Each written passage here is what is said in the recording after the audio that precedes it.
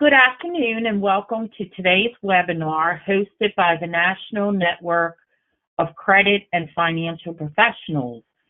I am here today with Donald McDermott, President at DJ McDermott Associates LLC, who will be presenting on Demystifying Compensation Studies. A few items to get out of the way before we begin. If you have any questions during the course of the presentation, you can ask them through the questions function on your side panel. We will gather all those questions and save them for a Q&A at the end of the presentation.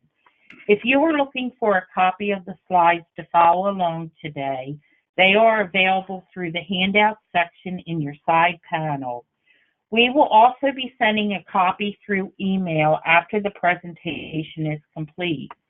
The last item is that we will have a brief survey that pops up after the webinar ends. It only takes about 30 seconds to fill out, but it gives us a lot of great information on how we continue to make our webinars better for you. Now I'm to give on the speak. Don McDermott is a recognized authority in the field of compensation with over 30 years of related experience as both an internal and external consultant. He has an MBA from Fairleigh Dickinson University and a BA from St. Mary's Seminary and University. Don served as a national officer of the World at Work American Compensation Association and president of the New York Compensation Association. World at Work American Compensation Association have granted Don its highest award, life membership, for his contributions to the field of compensation.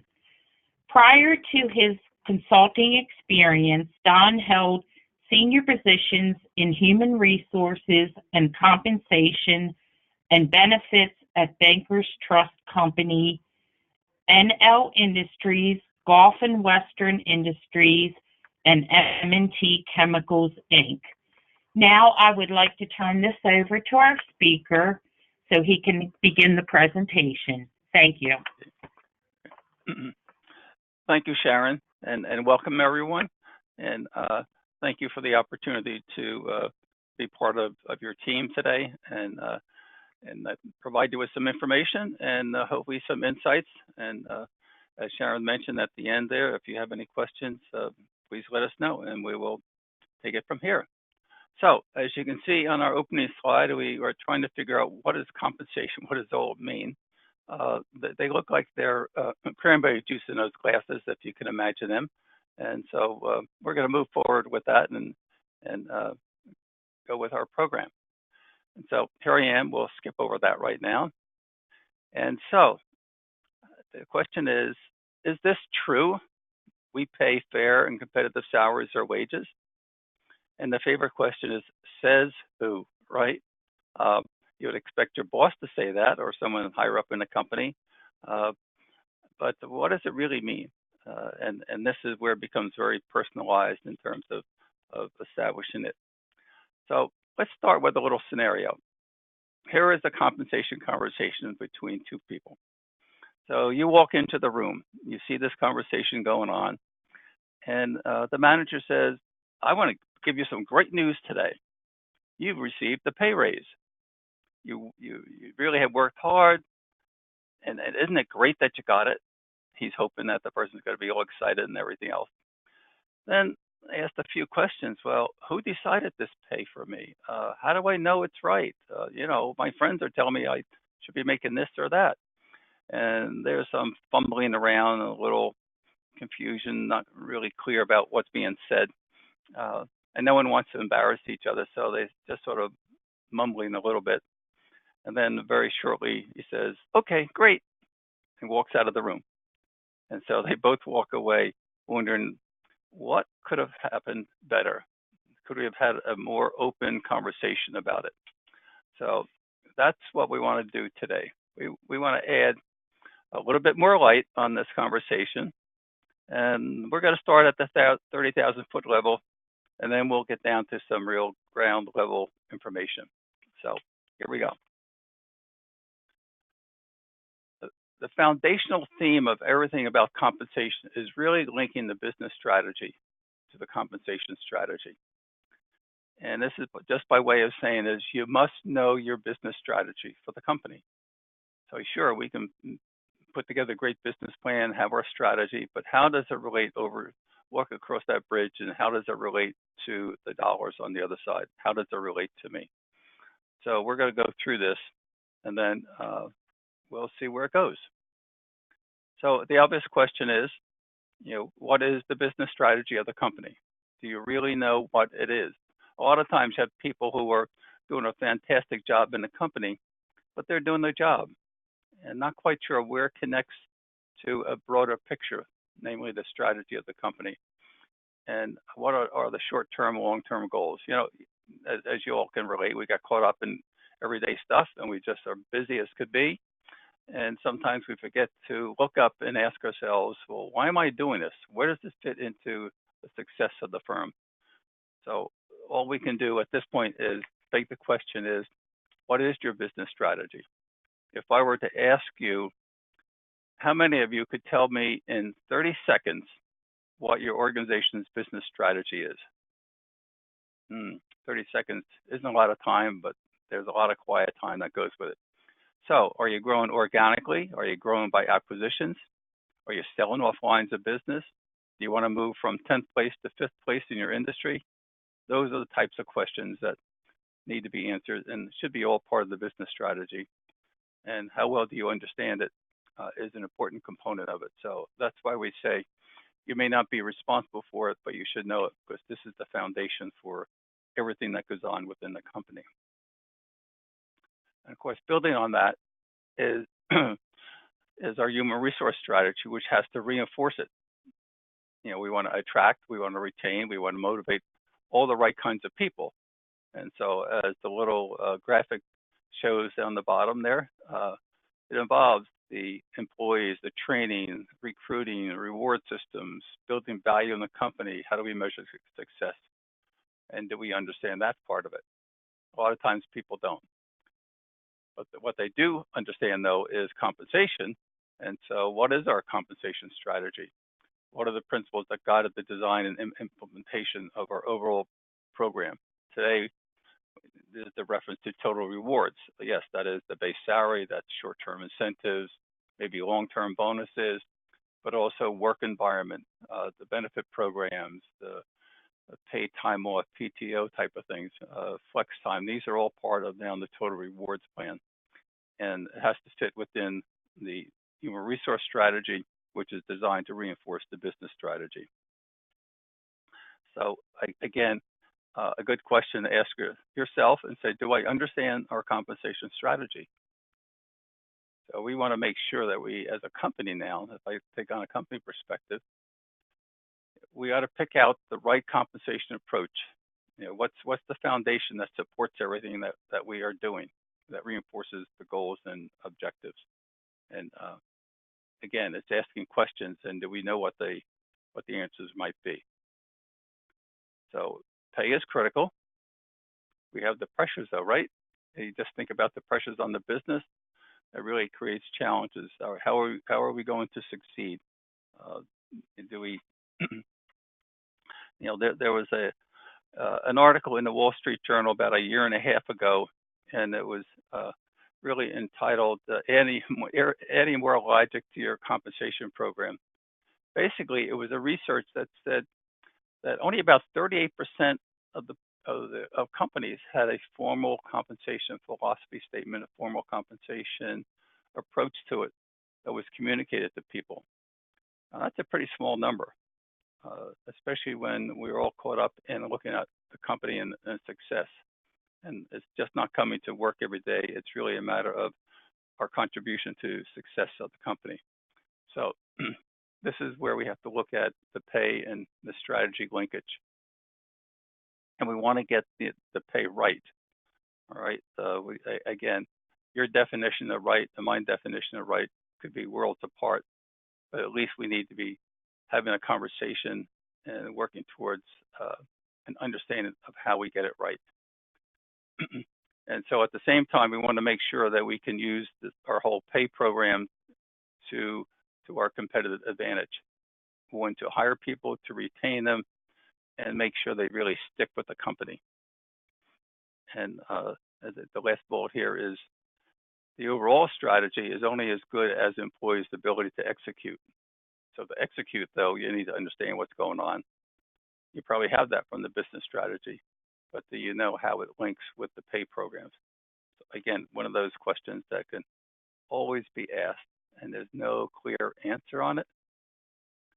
But let's step back a little bit and talk about what are the principles of any compensation design. We've all heard the expression that we're going to pay competitively and we're going to be fair. What does that mean? And again, it's our definition that makes a difference. And so when we look at it, it's clear. What's the external? We hear our friends, we read the newspapers, we see stuff on Glassdoor and Indeed, and that gives us some ideas of what's out there. But is that really the marketplace that the company is in for its talent? Who knows? That needs to be looked at. And then, of course, we always talk to our friends around the company, and we hear what people say. And they say, okay, I think I'm as good or better than X certain, and I should be paid more. Well, how does that compare? And that's what we have to look at. And then we'll get through a process step in a few minutes. And then my question is, what is fair? And we all have an opinion about it. If you said, oh, I get fair treatment, someone else says, I don't think that's fair. You might think it is, but someone isn't. So again, it's getting these ambiguous terminologies down into reality, and how do we explain that? And that's what we're trying to do, is take some of this mystery out of how pay is decided. Again, I'm starting to come down from 30,000 feet. We're somewhere around 15,000 feet now. And so here we are. How do we determine what is our philosophy towards pay? If we know our strategy is to grow the business, but how are we going to approach it and affect the overall business cycle? So you look at this example in the lower right-hand corner, you have the business life cycle. How many of you really think about it? And we'll show that on the next slide. We talk about, we have, everybody wants to grow and be successful. So that's like motherhood and apple pie. Of course we are going to grow and be successful. Now we're into the generation groups, the ethnic groups, the generational groups, what kind of country, the country you're living in, the life stages that everybody is going through, career stages, and then put that all together with the business segments that we're in. So believe it or not, these are things that are really talked about when we get into designing compensation programs. And so now I have another question for you. If we were to poll you and say, what life cycle, what cycle are you in the business cycle? How would you answer that? So what this graph is designed to show is you start up a company, you launch it, it grows. Sometimes it shakes out. Sometimes you make it, sometimes you don't. Sometimes you merge, whatever. But then you reach a maturity level where it's almost flat, and invariably there's a decline. This is the whole company, or it could be a business unit, a different product line. You're dealing with the credit of your own company, as well as maybe credit issues related to some of your customers. You want to know where they are in this. I can only speak my own experience every time I talk to the bank. They want to know where we are. Are we growing? Do we have money on hand? What's our prospects for our business? So these are the kinds of questions that influence how you give credit, right? And how you negotiate settlements back and forth. You want to know this, to have a comfort level. We all in turn need to have an idea of where we are on this cycle. So some examples are, Why did GE sell off its financial service segments? What is the influence of Amazon on companies today? And there was just a recent article in the Wall Street Journal talking about car dealers and how their industry is so changing because of online buying and services.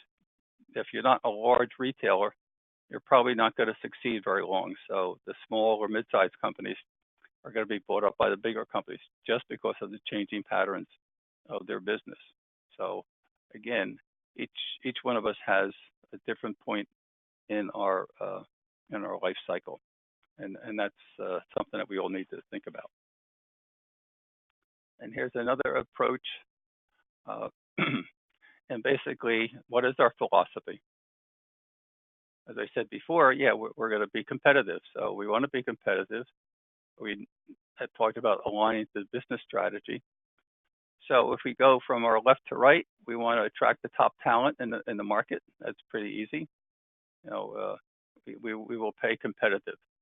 We're going to pay for special skills. We want to make sure we retain critical people in our company. We want to have great performance. And as we say in the upper right, we're pay competitive. And now we're influenced by what country we're in, all the rules there. We're influenced by even what geographic parts of the United States we're in. Will have a difference on that, on how pay is determined and made competitive. And what is our strategy? And of course, we want to have profitability and growth. So all these factors go into the design of a compensation program. It may not be so easily known to people, and that's why we need to talk about communications or transparency, as the big word is today. So these are the components that we look at all the time. And you may be aware of these, you may not be, but just recognize that, as you will appreciate it, that there are a lot of factors that go into it, and there's no one black and white answer to all this. So now we're getting a little bit closer to the ground. So we talk about what kind of decisions have to be made. And here we are. Let's start with the external. Where does your company want to position itself in the industry, in the marketplace, or a special unit? Just look at technology companies. They may be a tech company, but they're broken up into so many different segments of what they service, either developing new products or servicing different changes in the industry. And everyone says we're all different and unique, so we need to factor that in. The second bullet point is, who are our competitors for business and talent? Two different competitors universe. We have a business competitors to grow, and it doesn't necessarily mean that it's the talent that's there. To give an example, it's a nonprofit example, but if you look at people who are in sales and marketing in business, and now they're over into nonprofit. Well, the sales and marketing has to do with development, bringing in money, creating awareness, making contacts with strategic partnerships. So the skill sets would be someone that you could bring in from another industry, different from nonprofit. So the talent could come from a broader area, even though the business may be nonprofit. And the same thing too in the different industries that you are all in. And as I mentioned, the differences. What's the difference between New York and San Francisco versus Nashville or Des Moines, Iowa? These are all factors to be the same job, but they all have different implications for the design of compensation. Probably the thing that you're most familiar with is the internal comparison, right? We all figuratively, I know we don't do it anymore. We don't stand around the water cooler anymore, but we still talk to each other, don't we? What about the same role? What's the difference in pay levels in the same position, whether as the head of credit, a manager, a specialist, or an accountant? So there are multiple roles, and we have multiple people in the same role. So how do you compare the difference? At the same time, you have jobs in the same level, but they may be in an entirely different aspect of it. So how do you balance all that and make it make sense and that it's appropriate for the company. Again, the business segments, we have a company, we have 16 divisions or 5 divisions, but they're in different industries. So it doesn't mean that they're all treated the same. Then of course, what about performance? We're all rated, we all want to be rated, the highest, but at the same time, the company can't afford all this. We have different distributions of performance categories. So where do we put our money that's most important? And just as an example of this with clients that we worked with, when we get done with our studies, invariably they have to look at making adjustments. And in most cases, they don't have the money that's needed to do that. So to whom should they give money? Well, it's really easy. Who's your top performance? The top performers get more money, and the less performers get less money or no money. And sometimes that's the hardest thing to convince people of, that we have to differentiate them. So with that, this is setting the stage a little bit. I just want to show you a couple examples of the philosophy that companies use to hopefully articulate what they want to do and people understand it. And be a good question to go back to your company and say, what is our comp philosophy? So as this one says, we want to take care of both parties. We want to be fair, but it's within our ability to pay. We want to use a system that determines the current value, but it's based upon the knowledge, skills, and abilities of a fully competent person. And of course, today it has to be objective and non-discriminatory and be flexible enough to make sure we can recruit the people and retain them. So this is one company's way of expressing their philosophy. Here's another one. It talks about their policy and gets into a little bit more detail, especially when we talk about the process, where it says, we'll price positions to market by using local, national, industry-specific surveys. And that's where we talk about maybe the need for specialized compensation surveys.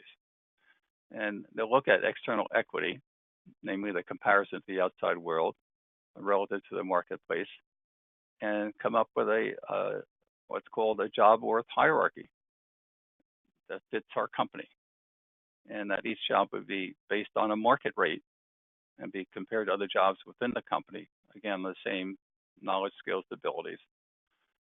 And at the same time, we want to make sure that everyone gets fair treatment. We want to compete for talent, but at the same time, we have to be able to make exceptions. So in some cases, there's that management discretion. So you can see between the two of them, there are two different ways of expressing what the philosophy is translated into a policy. So again, here's a question for you. Do you know your compensation policy of the company? Do you know the philosophy of compensation in your company? You may know what the rate of increases are, but do you really know how they express it and their focus to be fair and equitable, to be competitive? So moving further on down, closer to the ground. This is a typical methodology that companies use. And what we want to look at here is a lot of it gets formed in what's called as phase one, the internal assessment. It's really finding out what are all the practices within the company, whether it's compensation, it's performance, how they compare to the market, what's the strategy. And this becomes a feedback typically to senior management that says, we spoke to X number of people, half of them shook their head up and down, the other half shook left and right. What makes sense? So we have to have a meeting of the minds. And so this is all part of the internal assessment and making sure that what we have in place makes sense for us. And again, this is based upon the business strategy. And so I'm sure everyone has seen these days the access to Indeed or access to pay scale or Glassdoor, where people have a sense of what's being paid. You have to take all that with a grain of salt. because that's an individual's opinion about things, and it may represent their viewpoint of it. I was looking at some the other day where I happened to know this company, and a comment that was made on there was one a dissatisfied applicant about the pay levels, and they weren't going to, not that they weren't going to pay what they wanted, but they were unhappy because the interview took too long. They thought his decision would have been made, so he had less than complimentary words to say about the company. Well, you can't go by one person's comment, and I know that's an exaggerated example, but all that kind of information is included in the assessment, but at the same time, you have to take some of this with a grain of salt on both sides of it too. So here we are. We looked at competitive analysis. We looked at what kind of structure is it just a base salary? What's the role of short-term and long-term incentives in there? And how does it all tie back to the individual, but how does it all tie back to the company? And I can't say enough about that phase 4 of the communications plan. It's around the whole theme of transparency, and that's what this webinar is designed to do, is understand the process.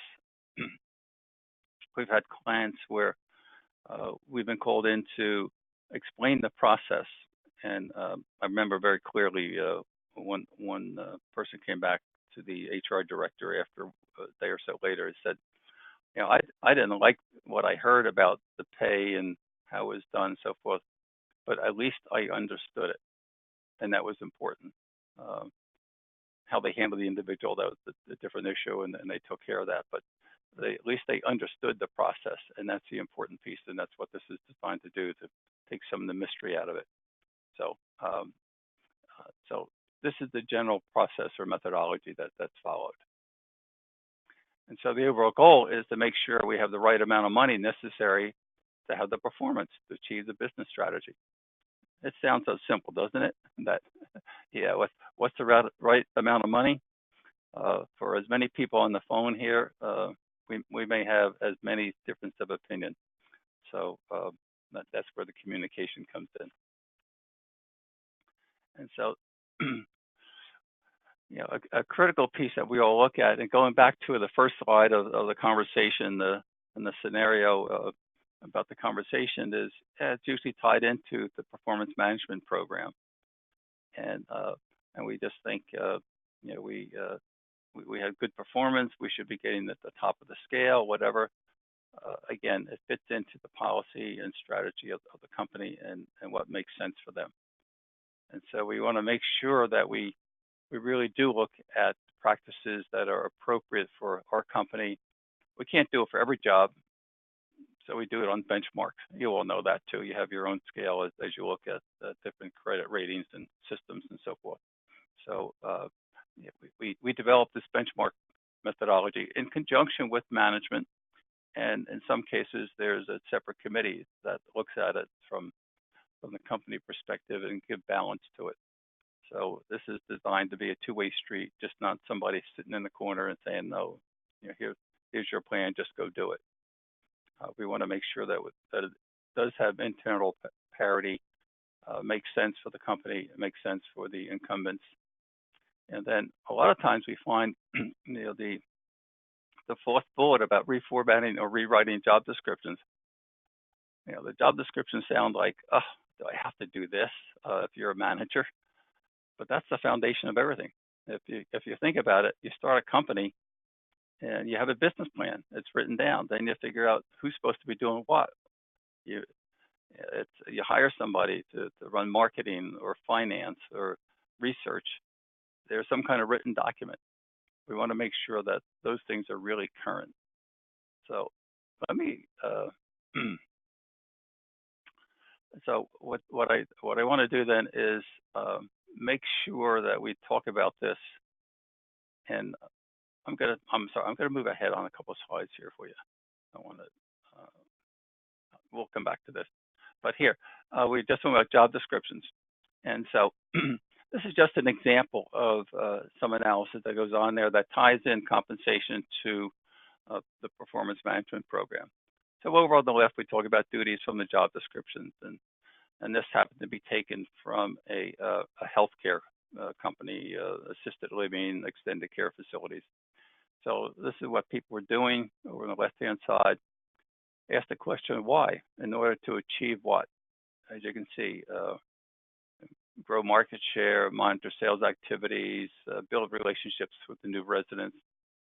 And the important piece now is ask this third question is, how is it measured?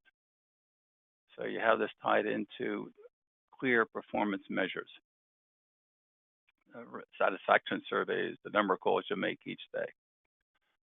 We even had one client who took the job description and mapped their business plan to every job description so that every individual from the lowest level person on up into the highest, their job description, the components of it were linked back to the business plan.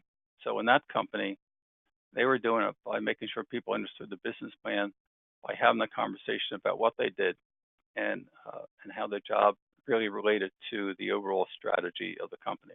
I just offer this as an idea to think about. So let me go back up here now. Sorry for doing that. Okay. So it comes back down to communications philosophy and transparency. And what does it mean? Is there any kind of Comp 101 program for managers, how to answer employees' questions, or for the employees?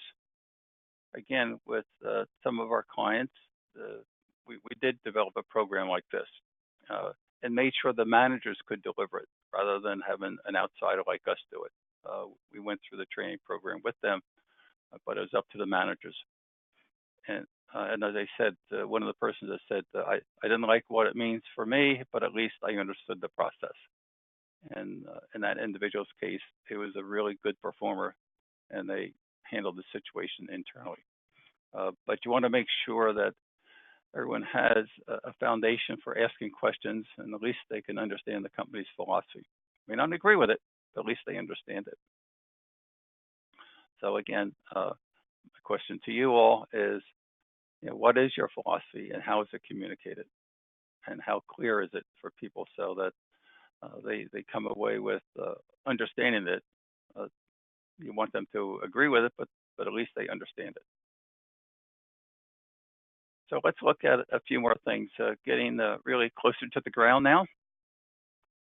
So to make sure we maintain our philosophy and that it's consistently competitive with the market, the question that comes up frequently is, how often should we really look at it? And by that they mean is, what kind of in-depth study do we have? We update if you have salary ranges, they get updated regularly. But if the company has moved forward with its business plan, it should have a more in-depth review every couple of years and reaffirm the linkage with the business and HR strategy. And I know when I was in a corporate setting, you get so wrapped up in everything that we're doing that we forget sometimes to lift our head up from the desk, or the pile just gets bigger and bigger, and we're just good workers and we just want to get it done. But we need to step back every now and then and make sure it understands, because the business strategy changes and a lot of the programs sometimes don't get updated. So we need to take a regular look at that. And the other part is then we all have this where, how come over and my friend over at XYZ company is doing this, why aren't we doing it? We're in the same industry. Just because you're in the same industry doesn't mean that you should or have to follow what everyone else does, because your company is unique. And it sounds like, yeah, we've heard that before, but how true that is really, each company is a unique situation. I can say that just based upon our experience. And do we understand our trends? And there's an expression in the military is that if you have a problem with something, when you take the question to the general's not going to answer it. He expects you to come back with an answer. So it may not be the same answer that the general would give, but at least you have an answer. You thought about it. And that's the point I want to make here, is that you raise questions, you need to have some alternatives rather than just putting the monkey on someone else's back. That helps in the credibility of everybody. Here's another way about looking at the program and updating it. And that's why I talked about the job description, understanding changes in the roles and responsibilities. A lot of times when we get into client situations, we'll ask for documentation, and it's 5, 10, 15 years old in terms of the job descriptions. We had one company where it was a professional level, but they had 68 bullet points on their job description. There's no way you could do a real performance review on 68 items on there. It became a useless document. So that got cleaned up in the process of that project. And the other part of it too is we all think we're in unique situations. Well, half the jobs in the company are general industry, and the other half may be unique to the industry. And so we need to get that across to make sure that people understand the process of it. And this really means is taken on a regular schedule, in some cases going through department by department, looking at the job descriptions and making sure they're up to date. And then we have the role of specialized surveys that fit your particular industry or your particular department, and they're changing all the time. You just look at your own organizations. You're buying and selling your products, their services are changing. You need new skills, and the large surveys, really at times they don't get them, or it takes a long time to incorporate industry changes. Just one example is, the data scientist, big data that's out there today. It took a while for those types of jobs got into surveys, but it's important, and that's changed the whole marketplace for a lot of companies. And recognize that your competitors have the same needs, so it may be beneficial to work together and get a specialized, customized survey. And at the same time, each company may have its own way of presenting data, and so you want to see if you can get that incorporated into the survey, if you can. I purposely put this one in here because we've had a lot of conversation over the last year or so, and remember last year they were talking about change in minimum wage and so forth, and if you were under $47,000, you're going to be non-exempt, so you got to be paid overtime and so forth. And so it all goes back to minimum wage. But I just bring this up now as a frame of reference. Of course, when the whole minimum wage got started, it was in the 1930s. There's 25% unemployment. People were looking for work, and so the business owners, they kept wages really low, and it was determined that it wasn't enough to provide a livelihood for people, so they set the minimum wage. At that time, it was 25 cents an hour. But at the same time, we have to recognize that the minimum wage was meant only to really compensate entry-level people, knowing that as they learn their job skills, they would move up, and rather than make a minimum wage as a basis for a livelihood. We'll save that discussion for another time. So in the recent discussion about the reason against raising minimum wage, especially for smaller type companies, it would cost the company money and they can't afford it, and they wouldn't be able to hire all the people that they want to hire. So that was one reason not to do it. On the other hand, people are saying it would reduce turnover. It would give the employees a better hook into staying with their company, and the other way, hopefully the owners would have a sense of investment in their employees.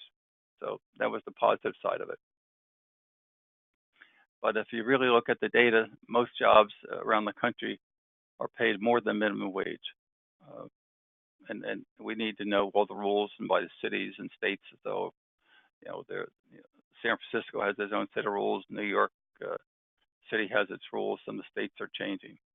But some of the companies like McDonald's and Walmart, they got a lot of good publicity because they're doing pay increases for the workers that were in the hospitality industry. And it seems to be that's where a lot of the attention was given, but it applies to all. But the important thing is the companies are trying to be competitive for wages, they're going to be more than just the minimum. But this was just a little background for you. Okay, so now let's talk about what can you go home with this. What's our takeaways on it? The critical part, and I keep coming back to this theme, is the critical part is knowing your business and the overall business strategy. You can talk the language of the company, you can talk the language to management. You're talking about reinforcing uh, the growth and the plans of the company by having this. So you really do need to understand the strategy. You're not in charge of it, but you need to understand it so you can have that conversation. The other part of it is much like you do for your credit analysis. What's the benchmarks? What's the good numbers? And is there a consistent way of benchmarking the company's compensation program? Yes, we have the surveys. We work with management. We work with employee teams to make sure we match to the jobs. That's important because they are changing all the time. And obviously meeting with senior management and creating a philosophy that supports the mission and the strategies of the company.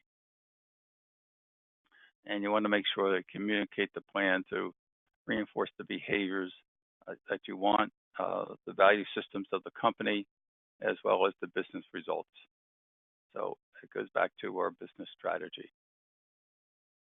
Now the question is, if someone comes to you, what do? You ask the question though, why do you want to design or redesign a compensation program? Well, my employees keep coming to me and say we're not being, they should be paid more. We're not paying them fairly. So how important is that? What's the criticality of it, and why do we need to do it now? Does it have to be done now, or do you want to delay it, or whatever the situation is? And does it fit the strategy? And again, same strategy question. And does it fit into the overall human resources, particularly on the attraction and retention and motivation of people? And if you don't do it now, what are the risks? And this has happened where people say, well, most people will say, pay is the reason why I'm leaving the company. That's a really easy one. Oftentimes it's two or three other reasons, and that has to do in some cases with supervision, some cases has to do with the business condition that's going on. But you want to make sure that you know why you're doing it and the risks that might happen if you don't do it now. And so now, giving you a broad overview of, you look at this, it's sort of like a 9-step program. We look at internal assessments, as we mentioned back on the previous slide. What's our practices? We start with our job descriptions. Then we go out to the outside world. We compare them to industry surveys or specialized, broad industries or specialized industry surveys. We come up with a job worth hierarchy, rank order, high to low to high, to get an idea of the relative values, at least on the outside world.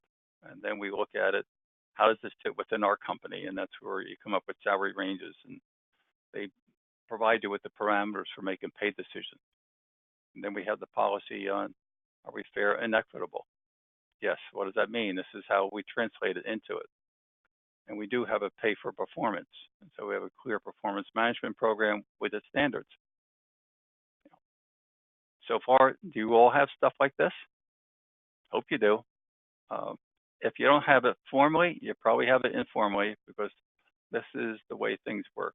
A lot of times, people may not write it down, but they de facto have it. And that's where we try to find this out when we do the phase 1 internal assessments. That's where you start getting into nuances. And then that gets translated over into a pay administration manual to make sure there's consistent practices throughout the company and interpretations of it. And then the communications whole story. I can't say enough, and we all know it. Transparency is the big word today. We have to understand what we're doing, and we always work with our clients to come up with a strategy on communications. Sometimes they deliver it, sometimes they use outside people to deliver it, but take them through the process. And of course, then it's the implementation. and that's where we all see where the rubber meets the road, where it says that the plan is going to be put in place. And here's another set. There's too much here. You can get it in the slides, but this just as a summary of other considerations when you're looking at your compensation program. We talked about this example already. Here's another one where we talk about the values of the company.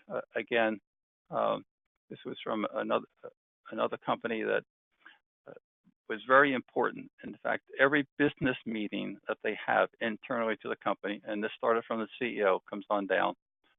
Every meeting, they read this over.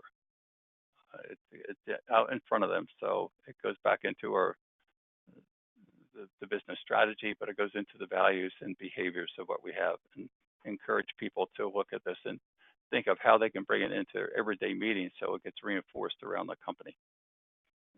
Not being an idealist about it, but at the same time recognizing we need to be reinforced in what we're expected to do and to provide to our clients. And our clients could be our external customers as well as our internal clients that may be called co-workers or employees.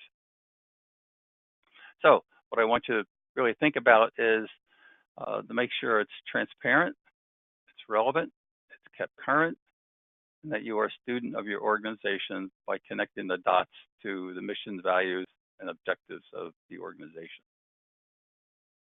And just the last piece, plug for a little bit, we just launched the middle market compensation, executive compensation survey for privately held companies, where we'll provide third-party compensation data. Again, fits back into all the points above in terms of competitiveness and making sure it meets their needs. And so the last piece here, and if there are any questions, Sharon, anything come through yet that we can talk about? There is a question. Should you approach your supervisor or an HR representative to request a compensation study? Sure. Yes, I think it's, sometimes it will come through the manager or supervisor because the employees have gone to their manager or supervisors. In other cases, it's like anything else. You have to create awareness by asking the question and making sure it gets answered. Sometimes you get a stock answer. It's like, yeah, we do it, or yeah, we'll put it on the agenda for next year, kind of thing. But yeah, I think it's a legitimate question because you need to understand it, and they need to start feeling that they're in touch with the people and they can respond to it. A long-winded way of saying it, but yes, it should ask. And at the same time, it's like taking that question to the general. Provide ideas rather than just saying, "Hey, I think we should do a special study for my job or my department." But here's something I was thinking about. Here's some ways of looking at it. So put that on the table too. Okay. Another question was posed. In your experience, how long does it take from the time a study is done to implementation? Yes, that is good. But well, let me put, how I usually say it is elapsed time, and it depends on the size of the company and the scope of it. But so those are all my caveats. It takes between 2 to 3 months. The process I laid out for you, like those 4 action steps in the earlier slide, where we talked about the internal assessment, external, competitive, design of plans. That's typically 2 to 3 months. So you're talking 8 to 12 weeks. And from our side of it, back to our management contacts, there's frequent communications about it. So it's up to the company how detailed they want to explain to employees what's going on. Yep. Okay, Don. There are no other questions at this time. If anyone does have any questions, I will provide Don's email, excuse me, when I send the PDF version of the presentation later today or tomorrow, and you can follow up directly with him. Yes. Yeah, it's an open invitation. Okay. There's no fee attached to it. So just make the call, please. Okay. I want to make sure that's clear. Okay. Okay. With that said, we are going to close today's webinar. I would like to thank Don for taking the time to present to our group today, and thank all of today's attendees for taking time out of their day to join us. Thank you all again, and we look forward to seeing you at our next webinar. Thanks, Sharon.